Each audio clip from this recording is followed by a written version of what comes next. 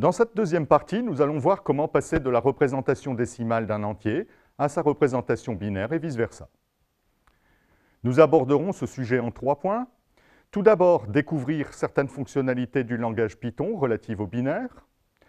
Ensuite, nous verrons quel algorithme utiliser pour déterminer l'écriture binaire d'un entier. Et enfin, nous verrons 2 méthodes pour effectuer l'opération inverse, l'une s'avérant bien meilleure que l'autre.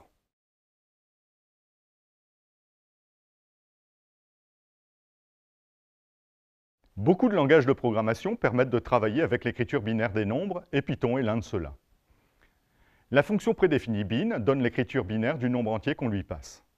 Par exemple, pour obtenir l'écriture binaire de 47, on écrit l'expression bin de 47. Et l'interpréteur du langage Python nous donne la valeur de cette expression, c'est-à-dire l'écriture binaire de 47. Un autre exemple donne l'écriture binaire de l'entier 3010.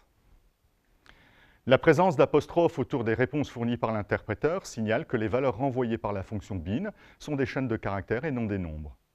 À noter que ces chaînes de caractères sont préfixées par 0b. Bien entendu, la fonction bin s'applique aussi aux nombres négatifs. Voici l'écriture binaire du nombre moins 47, qui est tout simplement précédé du signe moins. Il est tout à fait possible en Python d'écrire un nombre directement en binaire. Pour cela, il suffit de faire précéder son écriture binaire par 0b. Nous voyons ici que le nombre 0b10, 1 est le nombre 5. À noter qu'autour du nombre écrit en binaire, il ne faut pas mettre d'apostrophe.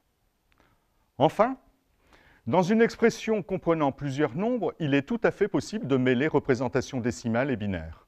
Cet exemple montre une somme de 2 nombres dont le premier est écrit en binaire et le second en décimale.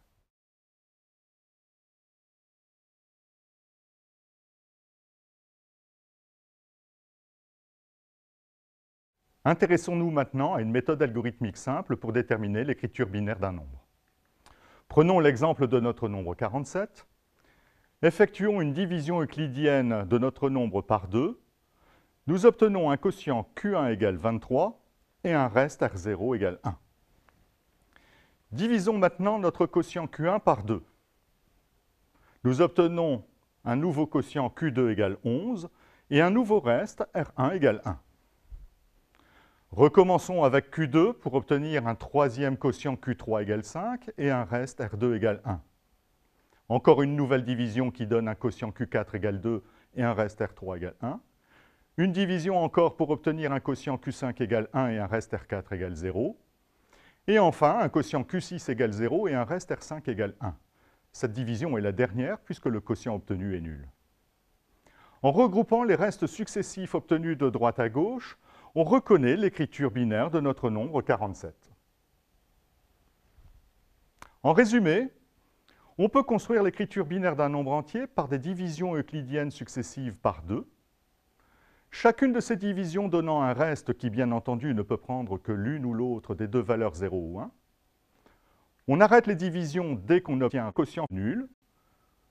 L'écriture binaire du nombre s'obtient en alignant de droite à gauche les différents restes obtenus au cours des divisions. Pas besoin de connaître les puissances de 2 pour établir cette écriture.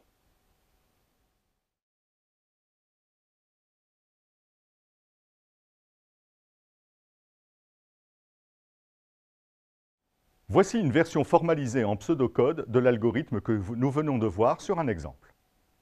Cet algorithme prend en entrée un entier naturel non nul et produit en sortie l'écriture binaire de cet entier. Nous l'avons vu, l'algorithme consiste à faire une succession de divisions euclidiennes par 2. Ces divisions successives produisent un certain nombre de quotients et de restes. Nous utilisons un indice i pour ces quotients et restes, indice initialisé à 0, comme le montre la ligne 1. À la ligne 2, nous attribuons la valeur n à un premier quotient fictif Q0.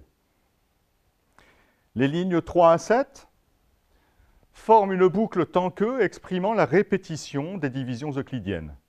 Cette répétition est conditionnée par le fait que le dernier quotient calculé n'est pas nul. Et lorsque c'est le cas, on calcule un nouveau quotient QI plus 1, un nouveau reste RI, et on incrémente l'indice I avant une éventuelle nouvelle division. En sortie de boucle, il ne reste plus qu'à construire la représentation binaire de n en regroupant les bits RI obtenus de droite à gauche et à renvoyer cette représentation.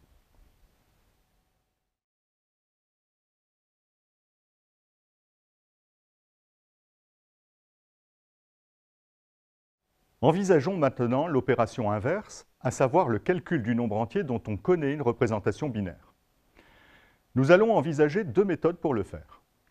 La première de ces méthodes est celle que nous avons déjà implicitement utilisée.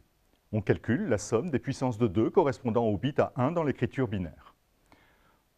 Voyons cela avec le nombre n représenté en binaire ici. Par définition de l'écriture binaire, cela signifie que n est égal à 1 fois 2 puissance 5, plus 0 fois 2 puissance 4, plus 1 fois 2 puissance 3, plus 1 fois 2 puissance 2, plus 1 fois 2 puissance 1, plus 1 fois 2 puissance 0. Ce qui donne, en ne retenant que les puissances de 2 coefficientées par 1, 32 plus 8 plus 4 plus 2 plus 1, nombre qui est égal à 47.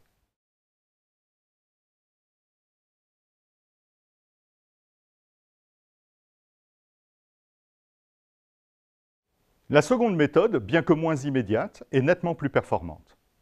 C'est un cas particulier de l'algorithme de Horner. Prenons le même exemple et réécrivons l'interprétation de cette représentation en termes de somme coefficientée de puissance de 2. Mais au lieu de calculer les puissances de 2, mettons 2 en facteur de tous les termes correspondant à des puissances de 2 d'exposant au moins égal à 1. On obtient une nouvelle expression dans laquelle la partie parenthésée est une somme coefficientée de puissance de 2, mais avec un exposant limité à 4 cette fois. On effectue la même opération de factorisation pour l'expression entre parenthèses et on obtient une nouvelle somme de puissance d'exposants limité à 3. On recommence. Et encore. Que remarque-t-on dans cette dernière formulation de n? Il n'y a plus de puissance de 2. Mais à la place, seules des multiplications par 2 et des additions. Et outre les facteurs 2, ne figurent que les bits de n.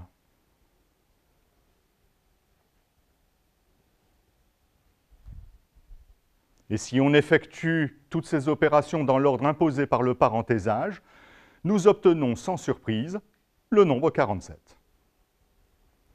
Donc, dans cette méthode n'apparaissent que les bits de l'écriture binaire et des additions et des multiplications par 2.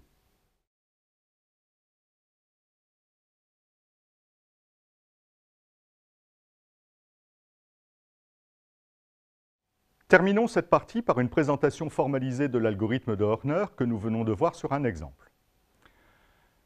Cet algorithme prend en entrée une représentation binaire d'un entier naturel n, les bits étant indexés de droite à gauche de 0 à t-1. Autrement dit, l'entier n est écrit avec t bits. Cet algorithme renvoie la valeur de n. On commence par initialiser une variable n en lui attribuant la valeur du bit le plus à gauche.